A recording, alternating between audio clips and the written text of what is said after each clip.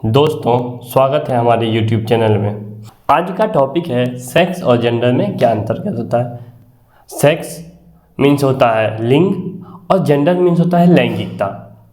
तो लिंग और लैंगिकता के बारे में आज हम लोग बातचीत करेंगे। सेक्स के अंतर्गत आता है नर और मादा, लेकिन जेंडर के अंतर्गत क्या आता है?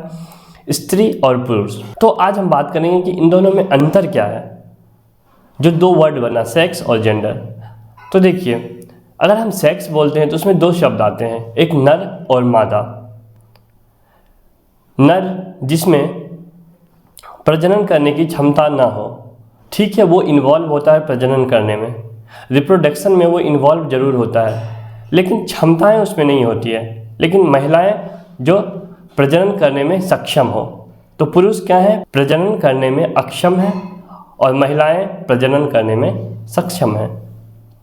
तो यहाँ तक ये प्रकृति के द्वारा हम लोग को मिला है। तो हम कह सकते हैं कि ये एक प्राकृतिक पहचान है।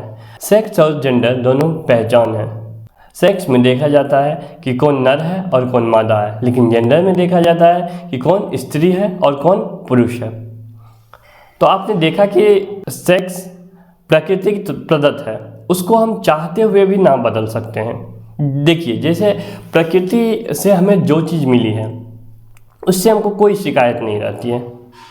अब मान लीजिए बाढ़ आ रहा है, पहाड़ से गिर के कोई मर गया, तो ये थोड़ी बोलेंगे कि पहाड़ बेकार बना दिया गया, पहाड़ को छोटा कर दो, ऐसा तो हम बोल नहीं सकते।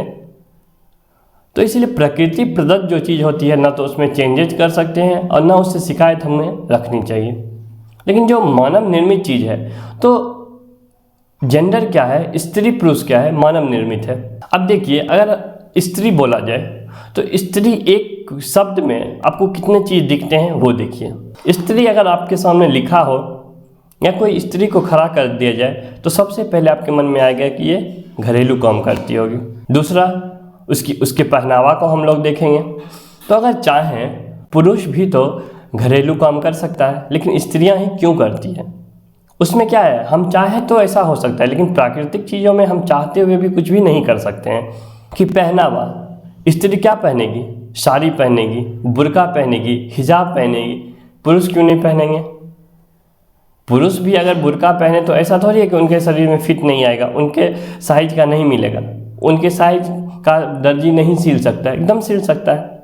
तो ये तो हमारे चॉइस पे डिपेंडेंट है कि हम चाहेंगे तो ऐसा होगा, हम चाहेंगे तो ऐसा होगा।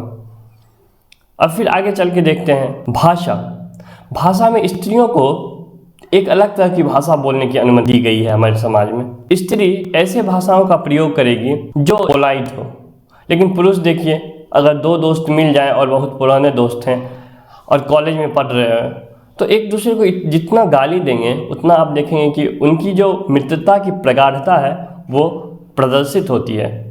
लेकिन अगर स्त्रियां दो गाली दे के बात कर ले, अगर दो पुरुष मित्र चाय के दुकान पे मिलेंगे तो दोनों गालियों से ही बात करेंगे, ऐसे गाली देंगे कि अगर दूसरे को दे दिया जाए तो वहाँ पे लड़ाई हो सकती है, एक दूसरे का सर फोड़ सकते हैं। लेकिन अगर दो दोस्तों में ये चल रही है, गाली गलौज चल रही है, तो उसमें प्रगाढ़ता देखी जाती है, उसमें प्रेम झलकता है। स्त्रियों के साथ ऐसा नहीं है। अब स्वभाव पे जाएं तो पुरुष का स्वभाव कैसा है? साहसी होगा, बहादुर होगा, लेकिन स्त्रियों का कैसा है? भावुक होगा, कोमल होगा। स्त्रियों को हम लोग सेना में नहीं भेजते हैं, मिलिट्री में नहीं भेजते हैं, लेकिन पुरुषों को क्या है कि मिलिट्री में भेजो। पहले से डिसाइड कर दिया गया कि स्त्रियां कोमल होती है, इसलिए सेना में नहीं जाएगी, लेकिन पुरुष बहादुर होते हैं, साहसी होते हैं, इसलिए वो सेना में जाएंगे। अगर हम चाहें तो स्त्रियों को भी सेना में भेज सकते हैं। ऐसे कुछ लोग को इसमें ऑब्जेक्शंस होगा कि स्त्रियों को कैसे सेना में भेज सकते हैं, तो इसके भी तर्क मैं अगले वीडियो में दूंगा, इस वीडियो में संभव नहीं है। अब देखिए, स्त्रियों के लिए क्या क्या दिया गया है। स्त्रियां व्रत करेगी, पति की लंबी उम्र के लिए करवा चौथ की व्रत करेगी, सिंदूर लगाएगी, उपवास लगाएगी। लेकिन पति क्यों नहीं लगाएंगे सिंदूर? पति लगाएंगे तो थोड़ी उनको कोई दिक्कत होगा, सिंदूर से एलर्जी थोड़ी है, वो भी लगा सकते हैं, लेकिन स्त्रियां ही क्यों लगाएं? जब शादी हो जाता है तो स्त्रियों को मंगलसूत्र पहना दिया जाता है कि जब तक जीवित रहोगी मंगलसूत्र पहन के रहो, इससे पता चलेगा कि तुम्हारी शादी हुई है। मर्दों को भी पहनाया जाए, उनको भी तो पता चलना चाहिए कि उनकी भी शादी हुई है।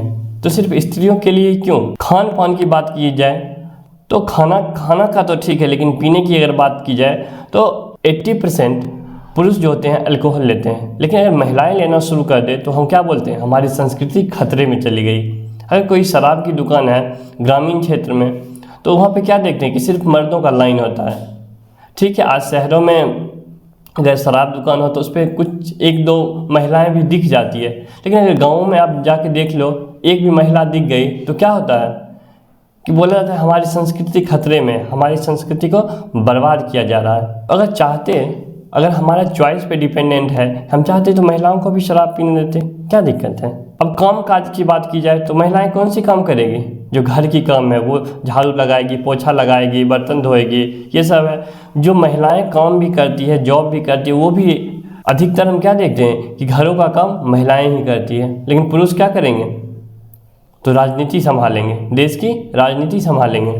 पुरुष मंदिरों का पंडित बनेंगे, मस्जिदों का मौलवी बनेंगे और गिरजाघर का पादरी बनेंगे, लेकिन महिलाएं क्यों नहीं बन सकती है।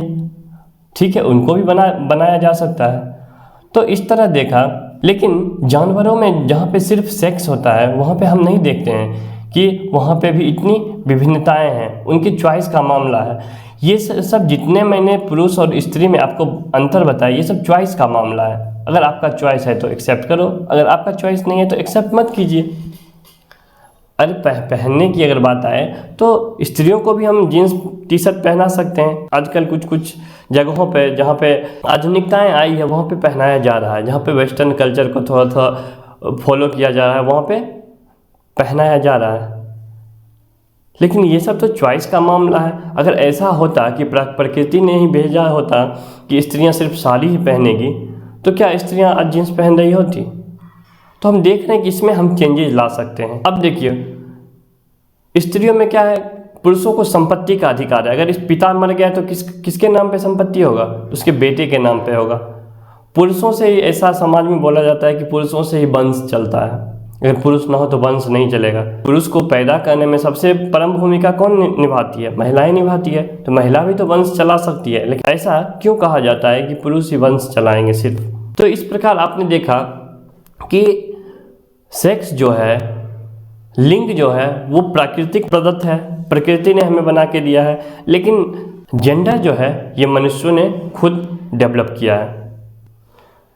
तो सेक्स को चेंज नहीं किया जा सकता है, प्रकृति के नियमों में बदलाव नहीं किया जा सकता है, लेकिन जेंडर में चेंज किया जा सकता है। वो प्राकृतिक पहचान है, ये सांस्कृतिक पहचान है हमारी, ये वो नेचुरल आइडेंटिटी है और ये क्या है, कल्चरल आइडेंटिटी है, सांस्कृतिक पहचान है।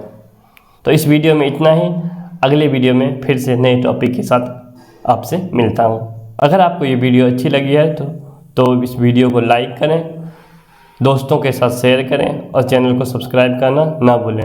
आपको मैं अपने वेबसाइट का लिंक नीचे डिस्क्रिप्शन बॉक्स दूंगा, वहाँ ऐसे आर्टिकल्स को आप जाके पढ़ सकते हैं। आज के लिए इतना ही, बहुत बहुत धन्यवाद।